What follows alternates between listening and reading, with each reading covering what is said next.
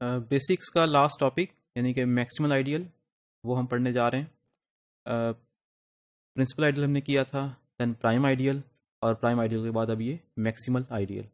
सबसे पहले maximal ideal की डेफिनेशन देखते हैं। An ideal I of a commutative ring R is a proper ideal of R such that if there exists another ideal A such that A is between I and R, then या A जो है वो I के बराबर होगा या R जो है वो I के बराबर होगा। या इन सिंपल लैंग्वेज के मैक्सिमम आइडियल का मतलब ये है कि I और R के दरमियान कोई और आइडियल नहीं आ सकता। अगर आएगा या वो I के बराबर होगा या वो R के बराबर होगा।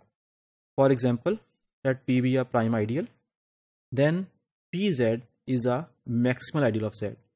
याद रहे कि PZ जो है वो प्राइम आइडियल भी होता है। वो हमने अभी इससे पहले जो है वो प्राइम आइडियल की जो वीडियोस थी उसमें देखा था कि PZ जो प्राइम आइडियल भी होता है। And PZ is also a maximal ideal if A is an ideal that properly contains PZ, then there is any element A which is in A but not in I। उसको हम A minus I लिखा हुआ है, यानी कि A minus आई के अंदर वो एलिमेंट्स हैं जो कि A के अंदर हैं लेकिन I के अंदर नहीं है। अगर A जो है वो प्रॉपरली कंटेन कर रहा है PZ को, इसका मतलब हमें कम से कम एक एलिमेंट ऐसा मिलेगा जो कि A के अंदर तो है लेकिन I के अंदर नहीं है। और I के अंदर ना होने का मतलब ये है कि वो एलिमेंट जो है that is not divisible by P, क्योंकि P से अगर डिविजिबल होगा तो वो I के अंदर जो है वो कंटेन करेगा या PZ के अंदर जो है वो कंटेन करेगा। तो इसका मतलब ये हुआ कि उसका जो कॉमन फैक्टर है AP का वो दैट इज इक्वल टू 1। इसका मतलब ये हुआ by Euclidean algorithm we can find two integers n and m such that a times n plus p times m is equal to 1।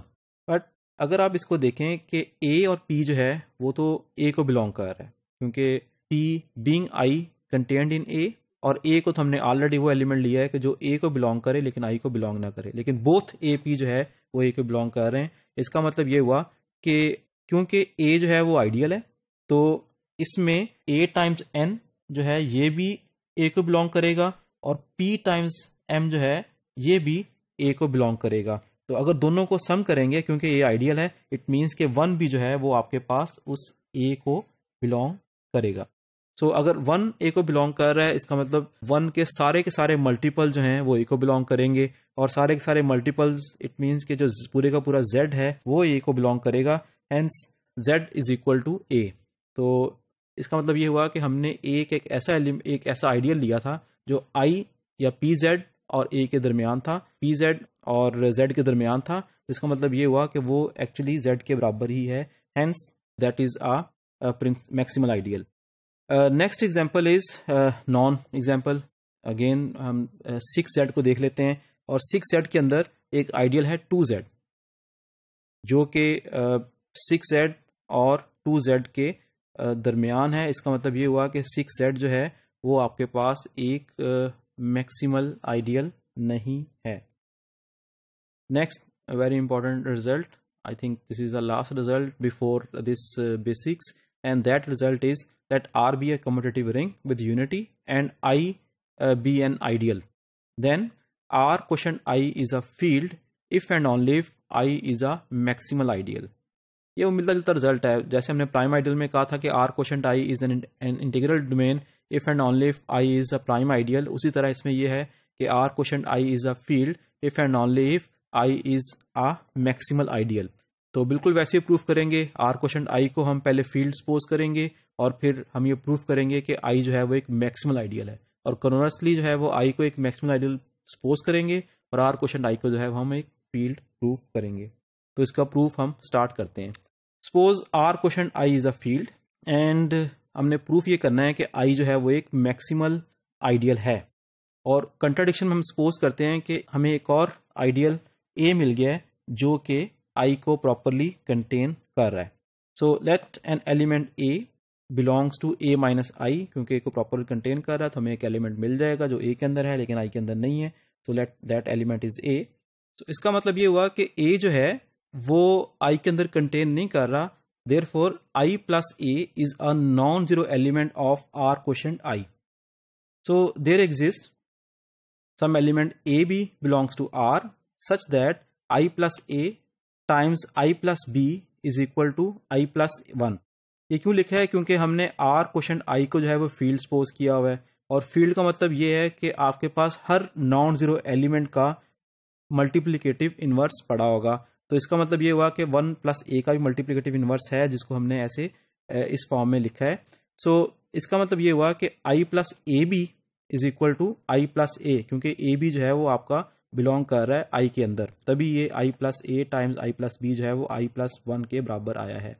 So from this equation we can see that I plus A B minus 1 जो है वो भी I को belong करेगा, and this means that this A B जो है this belongs to आई। अब इसमें जो ए बी था वो तो ऑलरेडी ए को बिलोंग कर रहा था, तो इसका मतलब ये हुआ कि बीइंग आइडियल जो है वो 1 भी जो है वो ए को बिलोंग करेगा, और जब 1 ए को बिलोंग करेगा इसका मतलब वो 1 जो है 1 जब भी किसी रिंग के अंदर बिलोंग करता है तो वो 1 की वजह से तुम्हारे सारे के सारे जो एलिमेंट्स हैं वो रिंग के उस आइडियल के अंदर कंटेन कर जाते हैं। इट मीन्स दैट कि अगर 1 बिलोंग कर रहा है तो R small R times R जो है वो भी उसके अंदर आर, कोई भी हम रिंग में से एलिमेंट ले लें उसको 1 से मल्टीप्लाई करें तो वो उस रिंग आइडियल आई के अंदर बिलोंग करेगा। इट मीन्स दैट कि ए जो है वो R, A is equal to R, और what we need to prove that, इसका मतलब ये हुआ कि आई और उस आर के दरमियान कोई और ए एग्जिस्ट नहीं कर सकता। इट मीन्स आई जो है वो एक मैक्सिमल आइडियल है। सो वन डायरेक्शन प्रूव हो गई है। हमने सपोज ये किया था कि आर क्वोशंट आई जो है वो एक फील्ड है, और हमने प्रूफ ये कर दिया कि आई जो है वो मैक्सिमल आइडियल है। अब कन्वर्सली की तरफ चलते हैं। कन्वर्सली के लिए now suppose that I is a maximal ideal, और हमने प्रूफ ये करना है कि आर क्वोशंट आई जो है वो एक फील्ड है। तो इसका मतलब ये हुआ कि हमने ये प्रूफ करना है कि उसमें से अगर हम कोई भी एलिमेंट ले लें आर क्वोशंट आई में से, तो वो एलिमेंट जो है that should contain multiplicative inverse. For that we let suppose that B is equal to R minus A, then we must show that I plus B has a multiplicative inverse in R quotient I. क्योंकि हमने B को लिया है वो element जो कि आई में belong नहीं कर रहा, इसका मतलब आर क्वोशंट आई के अंदर बी जो होगा वो नॉन जीरो होगा, और नॉन जीरो एलिमेंट फील्ड के अंदर उसका हमें मल्टीप्लिकेटिव इनवर्स जो है वो मिलना चाहिए। सो इसको प्रूफ करने के लिए हम ट्रिक यूज करेंगे। ट्रिक क्या यूज करेंगे? हम एक सेट डिफाइन करते हैं A, and that set A is equal to those elements A B, A plus B R, where this R belongs to R and A belongs to I, and A is an ideal. ये आपके लिए एक exercise है कि आप ये proof करें कि ए जो है वो एक आइडियल है।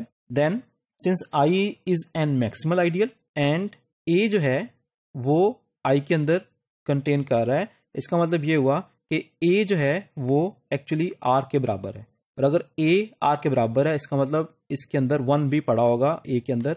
सो अगर 1 है इट मीन कि 1 को हम लिख सकते हैं जैसे कि ए के अंदर एलिमेंट्स को हम लिख रहे हैं, यानी कि 1 can be written as a plus B r for some r belongs to R and A belongs to I.